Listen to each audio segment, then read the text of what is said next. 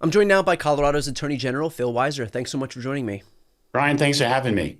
So I've been especially focused on redistricting in light of what Republicans have put forward, not just in Texas and North Carolina and Missouri, but also planning to do in Indiana and Ohio and Florida, and I'm sure any other state that Trump can get his hands on. And so about a month ago, I spoke to the Colorado governor, Jared Polis, and he wasn't especially interested in using Colorado as a weapon to counteract what Republicans are doing.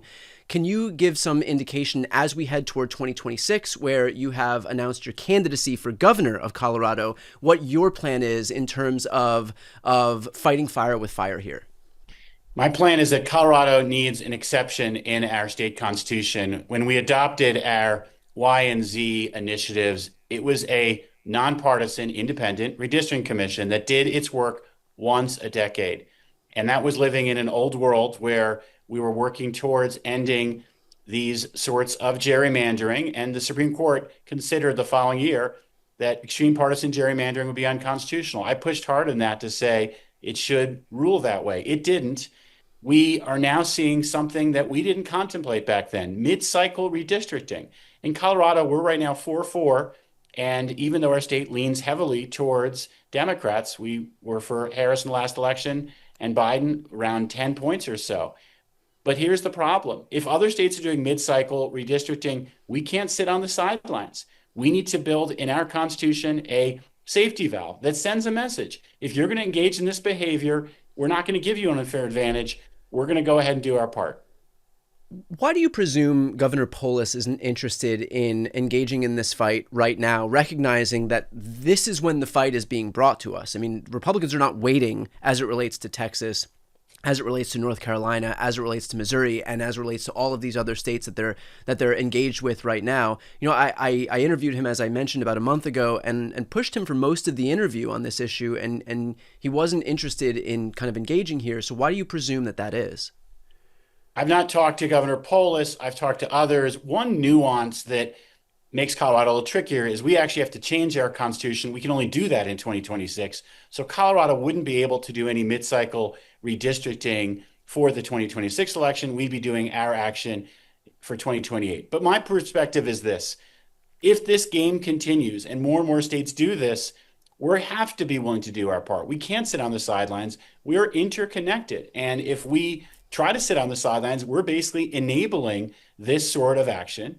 And that's something that I won't do. I will stand for fairness, and I will make sure that Colorado isn't putting ourselves in an irrelevant position, but we're willing to do our part.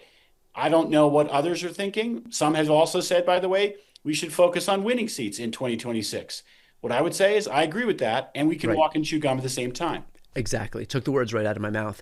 You know, you had mentioned that this wouldn't apply to the 2026 midterm cycle, but there are some states that could redraw their maps right now to fight fire with fire, counteract what Republicans are doing, try to neutralize these actions, and it would take place for 2026. What do you say to those governors who have the ability to do something, to step up and fight, and yet haven't exercised that power yet? Well, let me first start by thanking Gavin Newsom and those in California pushing to negate what Texas is doing. I wish we didn't have to be doing this, but I'm also a realist. We got to live in the real world. And so my message to others is we have to live in the real world. And if in the real world you don't take any action here and you allow other states who do this mid-cycle redistricting, which is a new change, and you say, I'm sticking to the old ways, you're basically giving them an unfair advantage. You're enabling that behavior. We can't. We've got to make clear that if there are Texases of the world, there will be Californias of the world. And maybe, just maybe, we'll see the logic and we won't keep doing this. But whatever is happening in the real world, I'm a realist. I'm going to be fighting in the real world. You know, there are Republicans who are seeing this right now and kind of only waking up after they're seeing what California is doing and saying, look at this gerrymandering. Look how egregious it is. We can't stand for this, making it as if they're just born today and not seeing what has preceded California's actions. And so what do you say to those people who are cherry picking examples to be able to give them justification to clutch their pearls? I think the definition of chutzpah is that the person who kills his parents and then pleads for mercy because he's an orphan. Right. If you are the Yeah. person who acts in a way that's unfair and then someone meets your action and say, well, you've just changed the rules. Now the fair thing to do is live in the new world. And you say, wait a minute, you're not following the rules. That is incredibly selective. And let's just be clear. This started in Texas. No Democrat said we should do mid-cycle redistricting I've heard from. This started in the White House. It could end in Texas and California, and we could say, okay, we're done here. But as you noted, that's not what's happening. We're seeing a push in a whole bunch of other states, and there's only one smart reaction, which is to say we're not going to enable people trying to gain an unfair advantage. We're going to live in the real world, and we're going to make sure that we're defending this basic fundamental fairness, that it's what's good for the geese is good for the gander.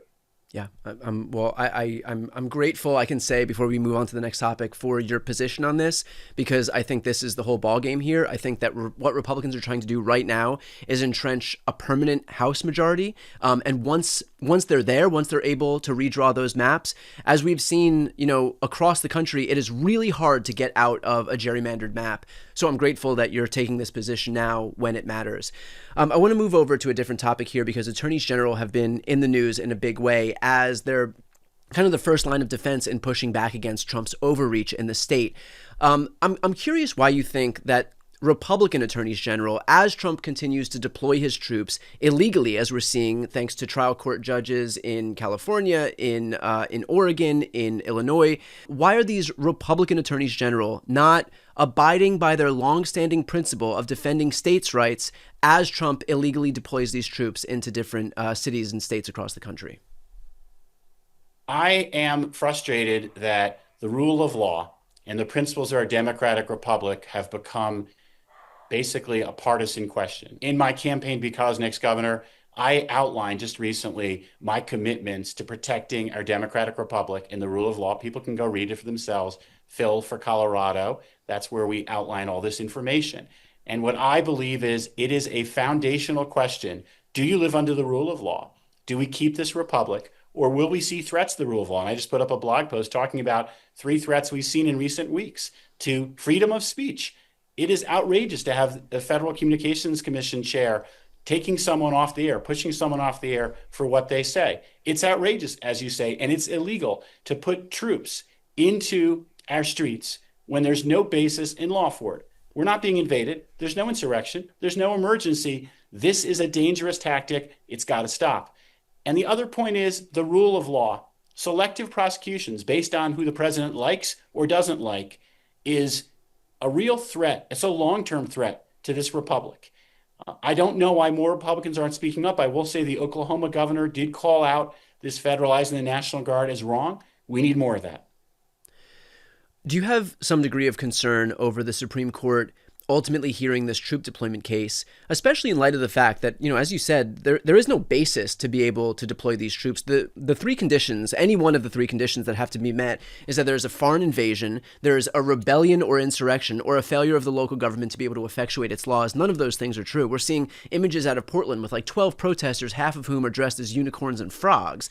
And of course, there's no foreign invasion, and there's no inability of the local government to be able to effectuate federal law. This is not something, what we're seeing right now, these small protests outside of ICE facilities wouldn't rank in the top 100, top 500 of what we've seen in these states. But still, we have seen the extent to which the Supreme Court often feels kind of unburdened by the law or precedent and focuses solely on kind of adhering just to their political ideology as it relates to Trump. And so do you have any degree of concern that when this stuff gets up to the Supreme Court, whether they're hearing the Seventh Circuit case, whether they're hearing the Ninth Circuit case, whether they're adjudicating some circuit split, that they'll kind of just discard all of that, discard the law, discard reality, and instead just blindly defer to Trump? There are 3 cases of the court that I would put on my, call it, core watch list. The case you mentioned, these cases around federalizing the National Guard. Second, birthright citizenship. And third, the Federal Reserve. It's fair to say that this republic has had some basic pillars. One of them is if you're born here, you're a citizen. That's been established for well over a century. And the fact that President Trump thinks he can take out a Sharpie and with an executive order change the Constitution, that's a core threat to our republic. And the Supreme Court is going to hear that case. And again, to your point, if they don't seem to find a way to uphold the Constitution, we're in trouble. The second point I mentioned, the Federal Reserve case, where we've had a longstanding tradition to protect the independence of the Federal Reserve. That's being threatened right now. That case is at the Supreme Court. That's something that we should keep an eye on. And third, the National Guard. A judge appointed by President Trump called this Portland action untethered from reality, said there was no basis in reality for the deployment and the federalization of the National Guard. If the Supreme Court gives the president a pass on this, and this is a dangerous potential precedent, which says if the president says it's an emergency, it's an emergency. We've just lost oversight. We've lost checks and balances. And then the president can say, and this will be a fourth case to add to our list, the tariffs. Oh, there's an emergency. We don't like Brazil for some reason, so we're putting tariffs 50% on Brazil because I said it's an emergency. Well, what's the basis? The president doesn't have to offer a basis. We're losing our basic legal principle, checks and balances. No one's above the law. And so when we're staring down the barrel at the prospect of that, what is the solution here? Like how, and I know this is a bigger question than something that we can really implement or put into place right now, but what is the solution for something like that, where you have a Supreme Court that has just decided that the system under which we all live, under which we all exist in this country, just doesn't count anymore because, you know, their focus is just deferring not to the Constitution, but instead to their political deity? So, Brian, before the No Kings protest, I put up on the website I mentioned, philforcolorado.com, a post, and it said, "A republic if you can keep it." That was Ben Franklin's phrase when he left the Constitutional Convention. He was asked by people, what type of government do we have? He said, "A republic as long as we can keep it." And I said about those No Kings rallies, don't be afraid, show up and be peaceful. 7 million Americans did. We need to make sure that living in a republic under the rule of law is a popular issue. And there's popular pressure that says we won't give up this republic. We're not allowing masked agents to take people, American citizens, other persons, and deprive them of due process and hold them in violation of the Fourth Amendment. We have to make clear what is on the line. And the Supreme Court, they're aware of public opinion. And if they believe that the public cares deeply about these issues, that's going to help provide more, again, support to defend these principles. I do agree the court needs to show courage. They need to show backbone. And if they go ahead and defer and give up oversight and give the president a blank check, we're in trouble. But the question you asked is the right one. What can all we do right now as citizens? And the answer, use your voice. Showing up at No Kings rallies, making sure your representatives are hearing from you. We need more representatives in Congress saying what I heard Rand Paul saying recently, which is Congress is a coordinate branch of government. It's outrageous that the House of Representatives is literally MIA. Yeah. Meanwhile, the president is undermining access to food security right now, ordering the Agriculture Department not to use emergency reserves, which is a violation of the law. People will go hungry. That's why I filed my 40th case against this administration today on that very issue of access to SNAP benefits. Well, I appreciate the fight, and especially on behalf of folks who don't have access to as big a megaphone and platform as you do. For folks who are looking to help your campaign, what can they do? We have a lot of ways people can get involved. I mentioned the website, philforcolorado.com. We've got a merch store. Buy merch, wear it, represent.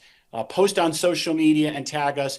Colorado wants a fighter, someone who's not afraid to take on this administration. That's what I've been willing to do from day one. Our republic is at stake. Please volunteer, and if you can donate anything, and if you're not from Colorado and you want people in government to meet the moment, philforcolorado.com is where you can be heard. Please use your voice. Join and support campaigns like mine. 2026 is going to be a critical moment for our nation. I'll be there fighting for our republic. Thank everyone for listening, for joining. We've got important work to do. We'll leave it there. Thanks so much for your time. Thanks, Brian.